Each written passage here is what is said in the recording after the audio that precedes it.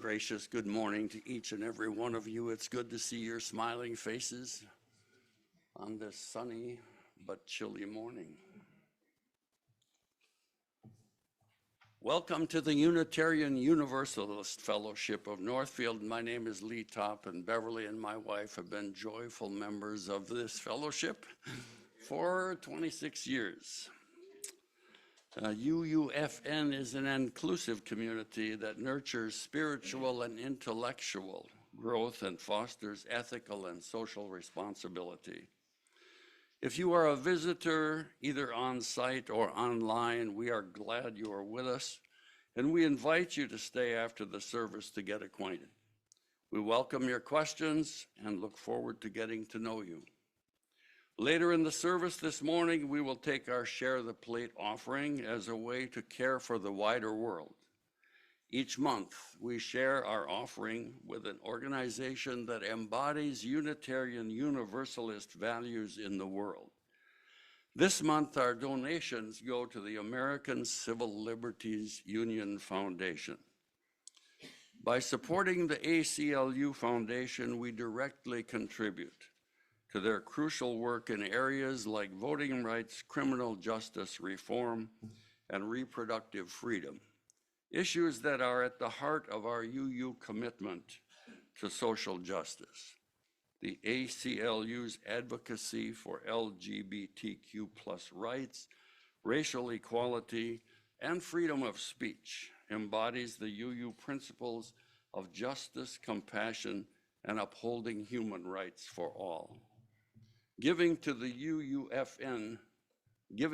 ACLU enables UUFN to extend our impact beyond the walls of our fellowship, joining a national effort to uphold the democratic process and safeguard freedoms that are under increasing threat.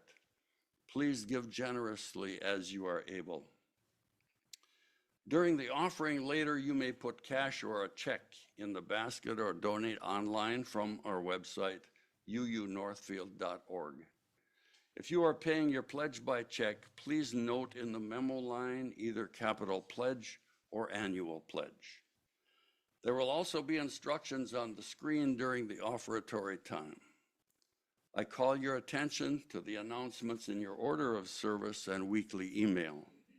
There you will find more information about our soup supper on Friday and our next social justice team meeting. Join us next Sunday when Brandon Daywater will present AI and Amen. Intriguing title, isn't it? He will share his thoughts on the relationship between trust, artificial intelligence, inclusivity, and of course, Amen. Again, welcome to the Unitarian Universalist Fellowship of Northfield.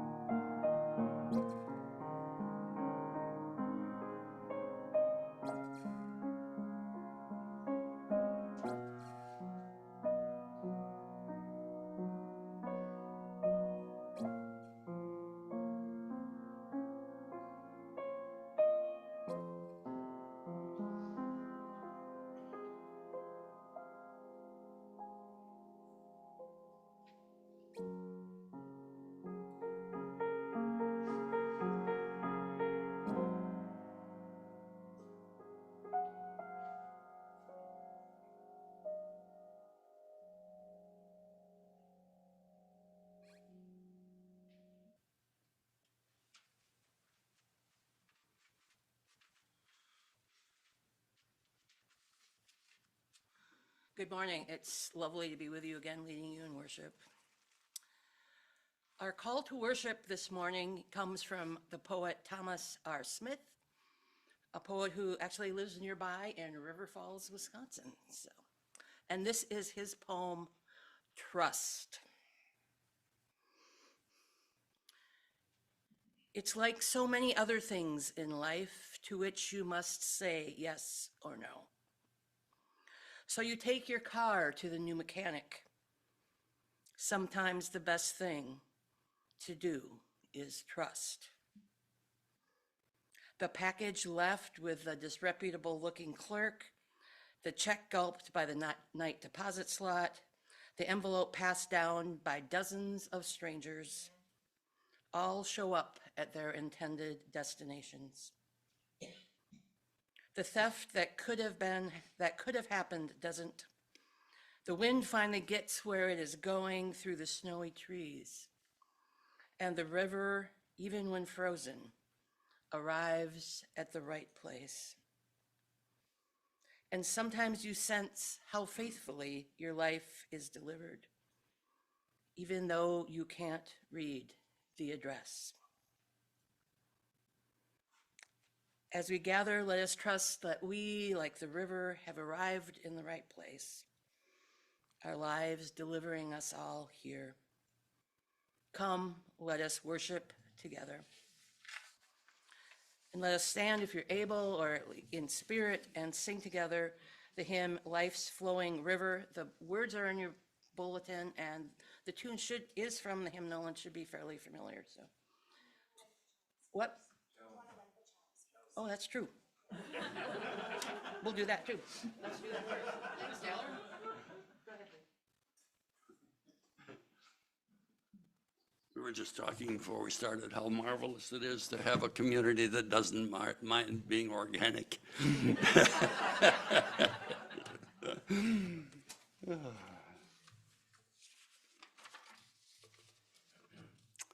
The flaming chalice is the symbol of Unitarian Universalism. Each Sunday when we gather, we bring this symbol to life together.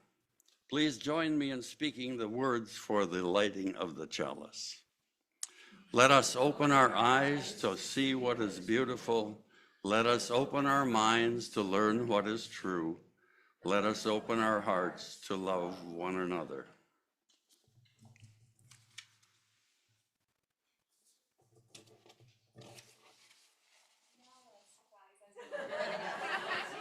Sorry, that wasn't in the script. Yeah, right, there you go.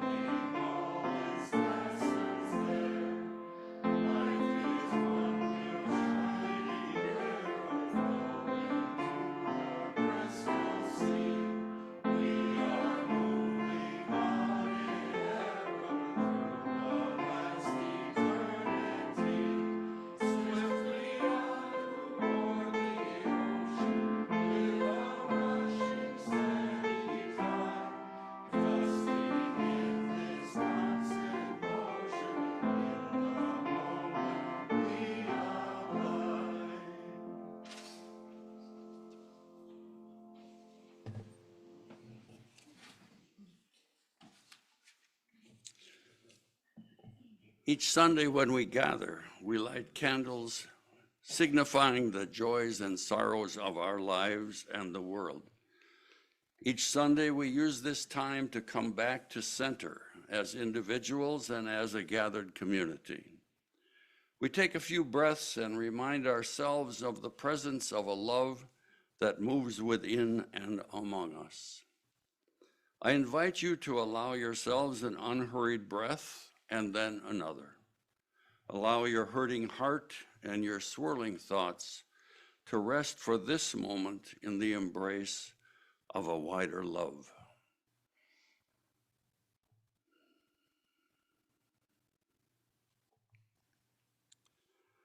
In the presence of this love that holds us all, we use our chalice flame to light our candles of community. We light our first candle as a blessing for the wider world. Our beloved natural lands are currently at great risk in our country. Not only Americans, but people around the world come to see our national parks and monuments. These natural lands not only preserve some of the world's greatest beauty, they have inspired generations to learn to value nature and inspired young people to seek jobs related to the science and history of the areas. Many of these natural lands are in areas where employment is difficult to find and the local economy is dependent on visitors. Recently, Dodge fired 1,000 full-time employees of national parks and threatened to put a halt to seasonal hires. Facing outcry, the administration plans to restore at least 50 jobs across the parks. Sorry if I sound sarcastic. The Park Service also said in a new memo it will hire more seasonal workers than normal. While the situation is still difficult, the response of citizens made a difference. We know too that the details of our daily lives are sacred and important, and we light candles to honor our sorrows and celebrations, but that have not been spoken aloud. And we move into a time of silence. May the truth of your heart be reflected in these flames.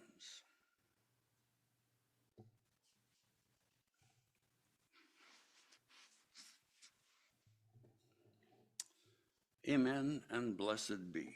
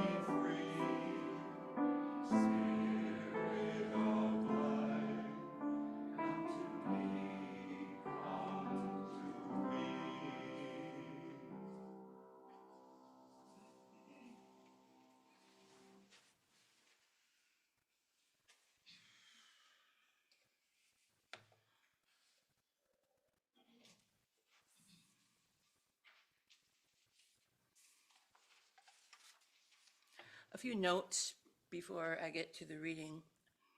First, a big thank you to Taylor and to all of us for accommodating me and singing that first hymn. I've sung it in the past somewhere, and as I was putting this service together, it kept niggling at me. And so I wanted to sing it, and through the wonders of the internet, I found the lyrics, the actual poem it was based on, and then was able to find a fairly familiar tune that worked with it. So thanks to everyone. I also want to note that the words are based on a poem by James G. Percival, who is one of those amazing polymaths from the early 1800s. He started at Yale when he was 16, graduated at the top of his class when he was 20, and went on to practice medicine and publish several volumes of poetry. Somewhere in there, he decided he needed a change of pace, so he worked for several years assisting Noah Webster in compiling the first American dictionary that was published in 1828. And then he actually died not far from here, near La Crosse, Wisconsin, as he was doing the first official geological survey of the state of Wisconsin. So an interesting man. Our reading this morning is an edited excerpt from Sharon Salzberg's book, Faith, Trusting Your Own Deepest Experience. If you don't know her, Sharon is one of the most widely known and beloved teachers of Buddhist thought and meditation in the US. She went to India as part of an off-campus study program when she was in college in the early 70s and ended up staying for several years, studying with some of the most respected and accomplished Buddhist teachers. Not long after returning to the US, she helped found the Insight Meditation Center in Barre, Massachusetts, along with her friends and colleagues, Joseph Goldstein and Jack Kornfield. And that was way back in 1976, before most of us had even heard of Buddhist meditation, much less it being such a part of the common conversation as it is now. Sharon is best known for her teachings on Buddhist loving kindness practice, and I've been fortunate enough to attend several retreats with her at IMS, where Sharon was the lead teacher. These retreats have been very important in my Buddhist practice, and a couple were actually even life-changing in significant ways. Sharon's book comes from, this quote comes from Sharon's book entitled Faith, and as we shall see, this is her translation of the word sadha, the traditional Buddhist Pali term that is used in this context. And I will note here that within Buddhist literature, the Pali word saha is most frequently translated as confidence, sometimes translated as trust, and only occasionally translated as faith. Sharon herself has noted that she considered using the word trust as the title of her book, and many encouraged her to do so as a way of sidestepping that sticky wicket that surrounds the word faith in our culture. But in the end, she opted for faith. Now, I don't think faith and trust are the same thing. I think there's a Venn diagram where they overlap, but I really think there's actually only a little bit of overlap in that diagram. And we could spend quite a bit of time comparing and contrasting, and we're not going to do that today. For now, I'm just not going to wade into that discussion, but I am going to take issue with Sharon's translation. I think her discussion of sadha is beautiful, as we shall see, and I think her insights are right on point to our daily lives. I just think translating sadha as faith is a bit of a stretch, and what the word means and what she discusses is much closer to what I would consider trust, which is our theme for the month. So with that caveat, here is Sharon's wise words.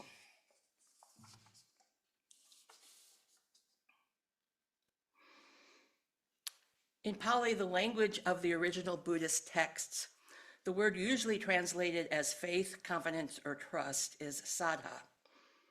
Now, saddha literally means to place one's heart upon. To have faith is to offer one's heart or give over one's heart. In Pali, faith is a verb, it's an action, as it also is in Latin and Hebrew. Faith is not a singular state that we either have or don't have, but it's something that we do. Saddha is the willingness to take the next step, to see the unknown as an adventure, to launch a journey. This action doesn't depend on clinging to the known, but instead means opening to the vastness and mystery of what life provides in each moment. Another meaning of saddha in Pali is hospitality. So faith is about opening up and making room for even the most painful experiences. It can be found in opening rather than closing down, in compassion for myself and others rather than contempt, It can be found in getting reconnected to the wild rush to survive that we can see all around us in this golden burst of life. At one point, all I could do was deal with the experiences I was actually facing and add one more drop to the bucket. But this one more moment is what was transforming. Perhaps this is how suffering leads to faith in times of great struggle, when there is nothing else to rely on and nowhere else to go. Maybe it is this return to the moment that is an act of faith. From that point, openness to possibility can arise, willingness to see what will happen, patience, endeavor, strength, and courage. Moment by moment, we can see our way through. And as we open to what is actually happening in any given moment, whatever it is or might be, rather than running away from it, we become increasingly aware that our lives are one small part of a vast fabric made of the evanescent, fleeting, shimmering pattern of turnings. And letting go of the futile battle to control, we can find ourselves rewoven into this pattern of wholeness, into the immensity of life, always happening, always here, whether we're aware of it or not. Now, this awareness doesn't halt us from falling. It doesn't abruptly, according to our desires, change how things actually are. We're not able to stop the unknown from crashing into our expectations or get the whirlwind of circumstances under our command. What we can do is let go of the incrustations of the past and the fearful projections of the future to connect with this present moment, to find the natural flow here, the natural flow of life and the myriad of possibilities within it. Then we can recognize the mystery spreading out before us and within us all the time. These possibilities are what hold us, and this is the place where we can place our faith. Even as we fall endlessly, with faith we are held as we open to each moment. Here ends our reading.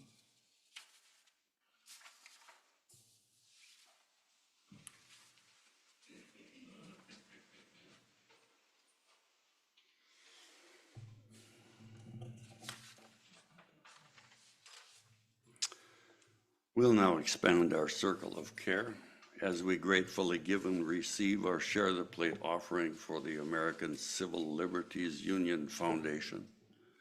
Our Share the Plate offering represents more than financial support. It is a moral statement. It signifies our solidarity with those who are most vulnerable to discrimination and oppression. It affirms our belief that no one should be denied their rights based on race, religion, gender, or socioeconomic status. We now gratefully accept the offering. Will the ushers please come forward?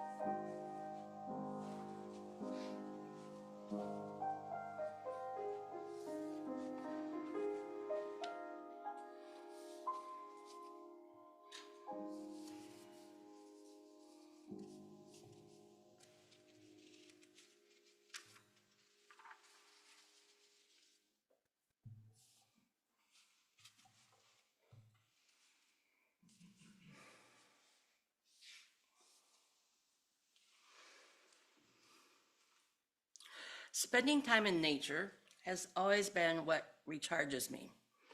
And walking in the woods is one of my favorite things. It still is. But back when I was lean and fit and in my 20s, I also did things like extended backpacking trips and rock climbing. So one weekend I was out with friends at a state park. It was an area with hills and cliffs. And as we went along, I decided that rather than keep walking down the trail and then switch back up to the little higher point, I would just climb up that steep incline from one trail to the one that's higher up. It would be quicker and a lot more fun. So I started to climb up that 12 or 15 feet of rocky area between the one trail and the one above. For me, it was at that point, it was a relatively easy climb, steep, but not entirely vertical, and similar to things I had done many, many times before. I made my way up the cliff rather quickly, and when I was about 2/3 of the way up, I paused on a fairly wide ledge to catch my breath. I shook out my hands and arms. I looked around and plotted the best way up for the last few feet till the trail above. I even remember admiring some yellow flowers that were growing nearby.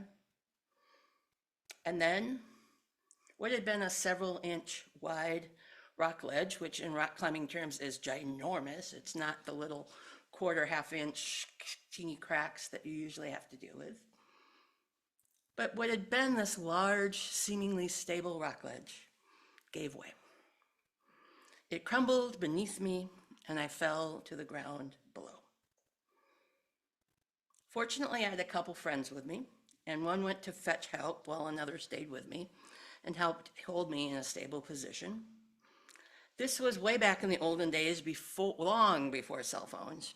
So it took a while for my friend to first get back to the trailhead where the car was parked and then drive to somewhere where he could call for help. But finally help came. And after getting carted out and about a mile up the trail, then riding in an ambulance, and then spending a few hours in hospital, I eventually got to go home. All in all, things worked out about as best as they could have. I landed on a sandy area near the trail rather than on the rocky area that was nearby. And while I did injure my back, I wasn't disabled by the injuries.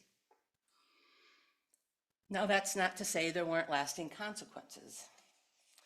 Even now, decades later, the effects of the fall still linger. I still have an area in my lower back that routinely bothers me, needs stretching or the heating pad, and which my chiropractor adjusts and knows really all too well. Beyond that, though, I came away with a real shock to my system and a whole bunch of questions. I fell while I was resting, standing on a wide ledge, not perched on the more tenuous crags or crevices I had been climbing on. I was admiring the surroundings and leisurely planning what to do next, rather than worrying about how to make the next move.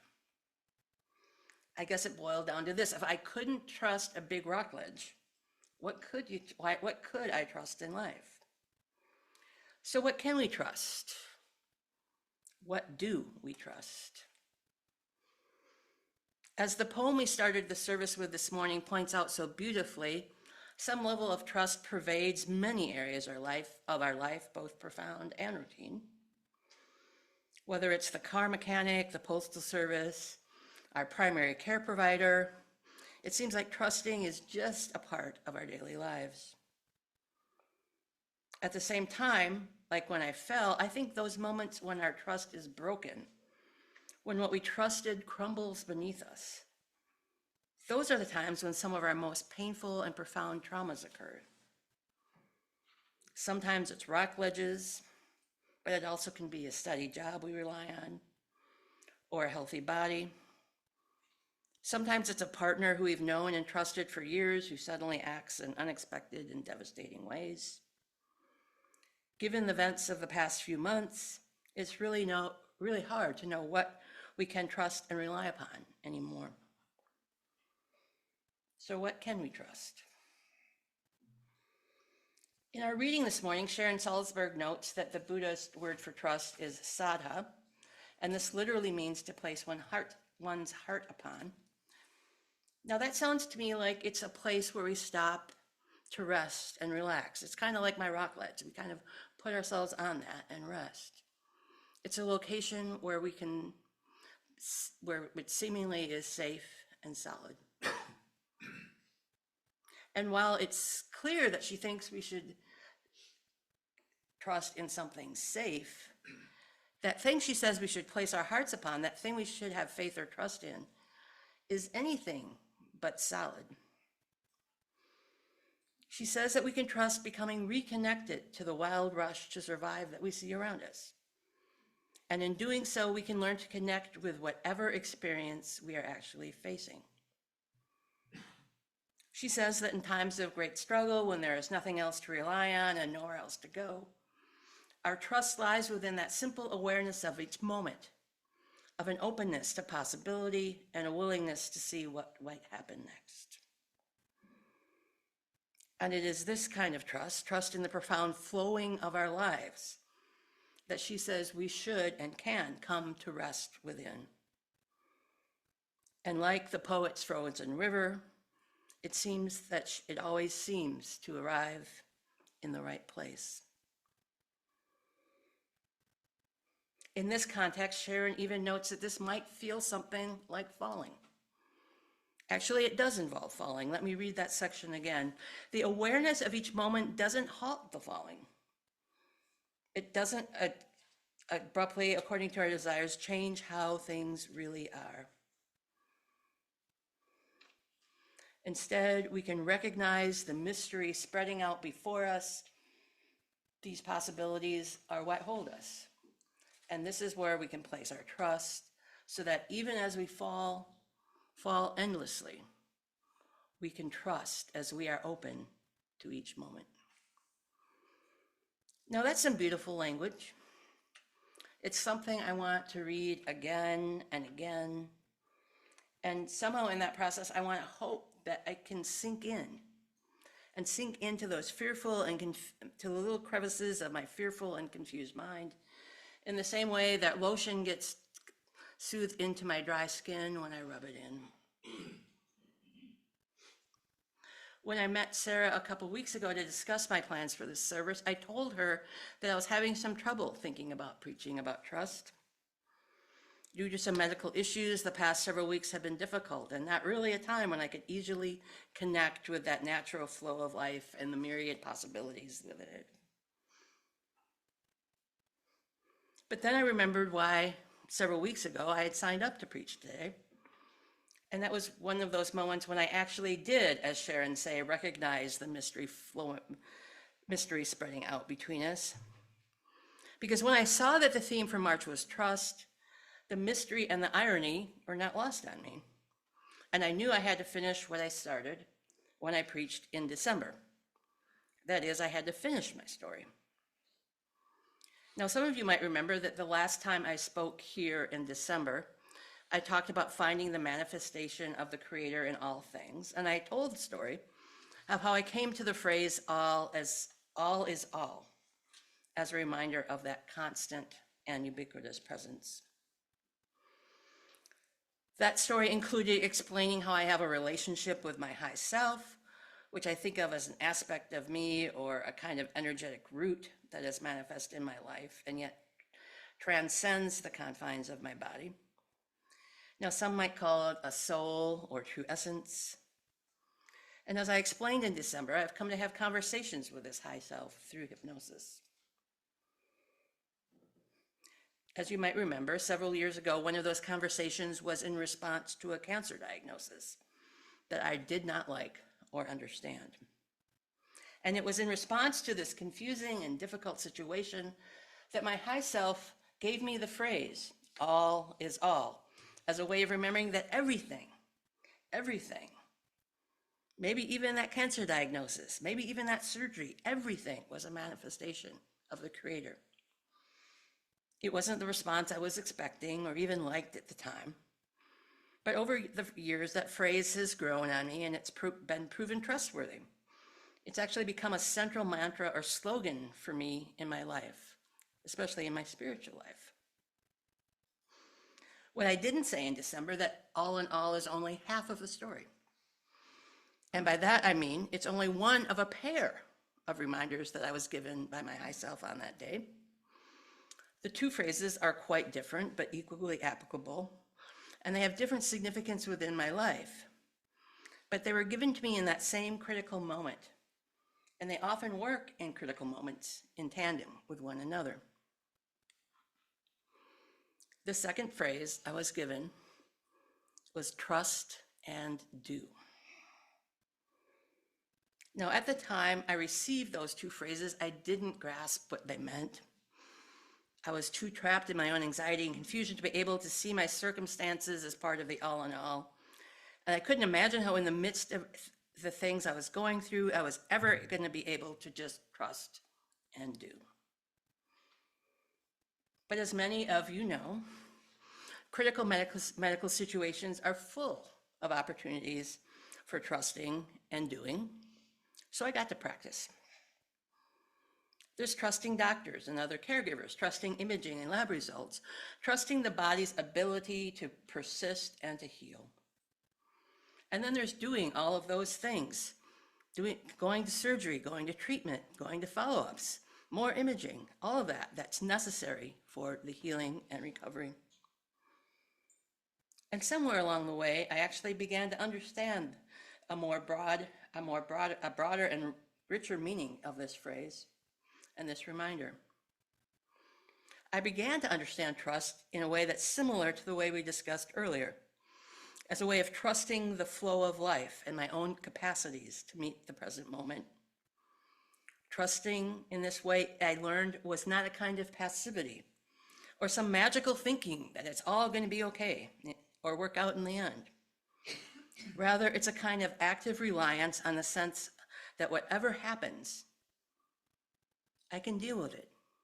It will be manageable, maybe even interesting. And I learned that this kind of trust affects what you can do. When I'm able to trust in this expansive way, I'm free to do something other than simply react. Doing is not feeling. It's not a knee-jerk reaction. It's more purposeful than that.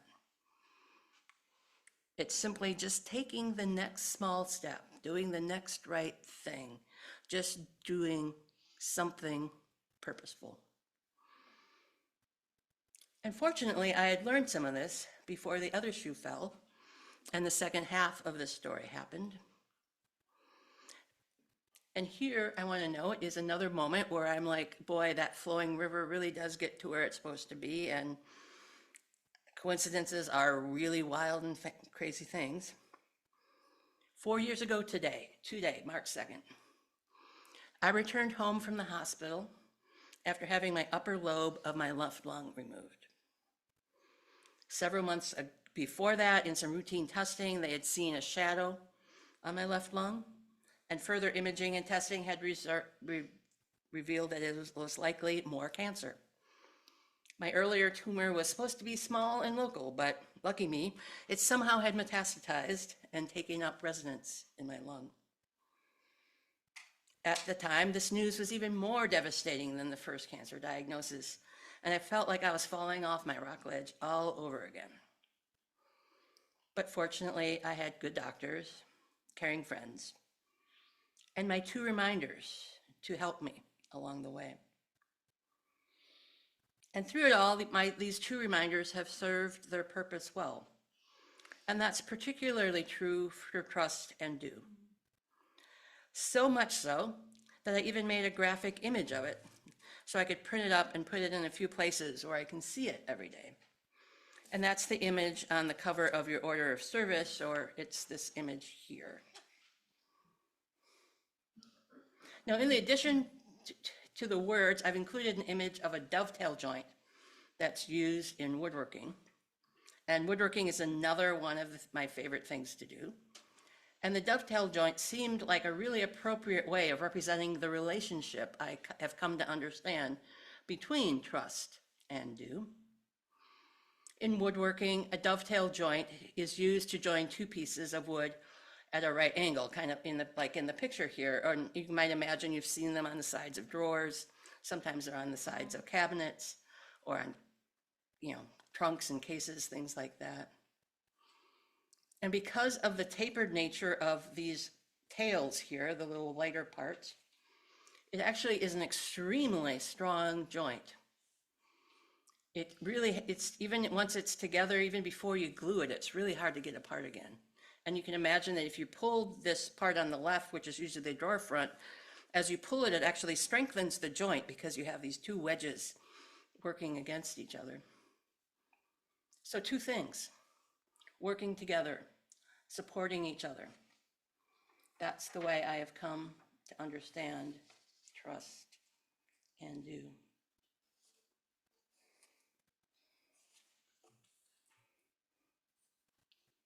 So all of these coincidences and my trust in this amazing flow of life are the reason that I'm here, period, much less here speaking to you today.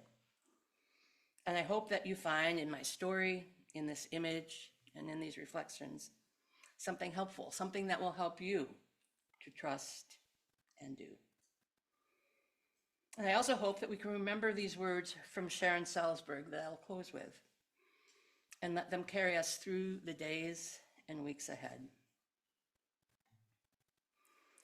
In times of great struggle, where there is nothing else to rely on and nowhere else to go, maybe it is in this return to the moment that is our act of trust. From that point, openness to possibility can arise, willingness to see what will happen, patience, strength, and courage. Moment by moment, we can find our way through. May it be so. Blessed be. And now let us sing together, Thanks Be for These. It's hymn number 322 in the hymnal, or the words will be on the screen.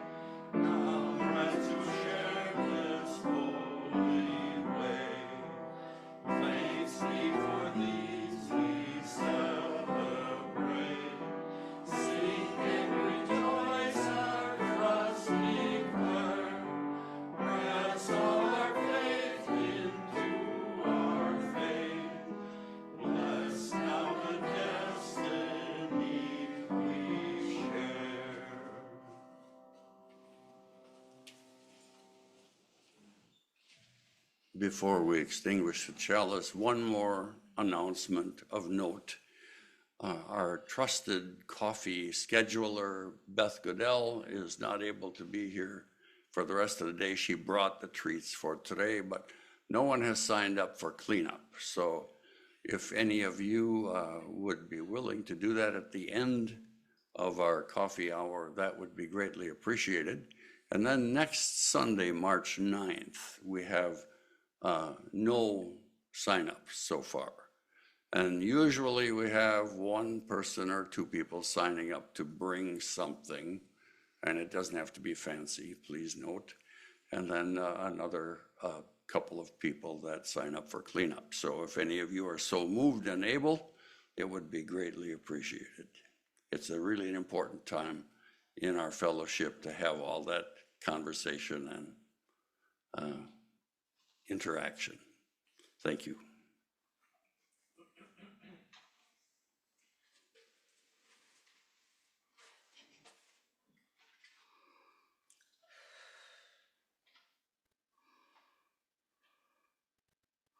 As we leave this sacred space and return to the details of our lives, may we recognize the mystery that is spreading out before us and within us all the time.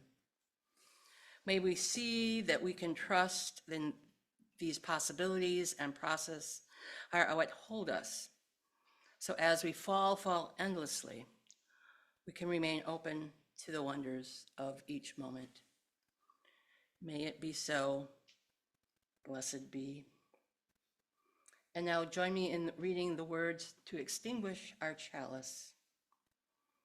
We extinguish this flame, but not the light of truth, the warmth of community, or the fire of commitment.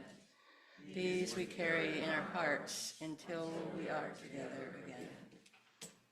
And now please rise in body or spirit, and with your hands over your heart, holding the hand of those next to you, or whatever posture you find most comfortable, let us sing the words of blessing to one another. Want to go down? Stay up. All right.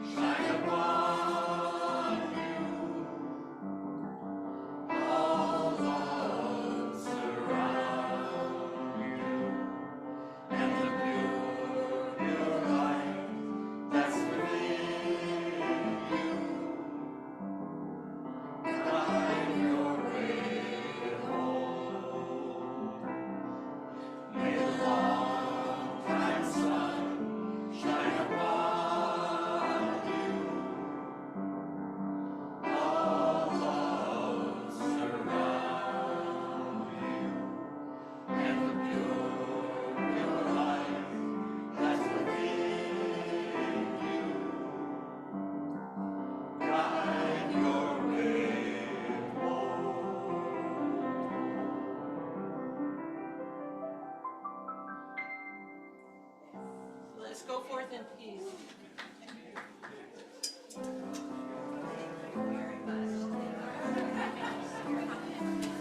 Thank you, Lisa. Oh, thank you, Nina. Absolutely wonderful. Oh, I didn't think it was one of my best, but I'm glad you enjoyed No, I got it all. it. Okay.